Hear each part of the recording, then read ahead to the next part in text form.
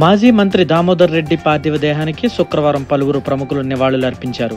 CM Revanth రెడ్డితో కలిసి ఉప్పల్ నియోజకవర్గం కాంగ్రెస్ పార్టీ ఇన్ఛార్జ్ మందముల పరమేశ్వర్ రెడ్డి నివాళులర్పించారు. అనంతరం దామోదర్ రెడ్డి కుటుంబ సభ్యులను పరామర్శించి ప్రగాఢ సానుభూతి తెలిపారు.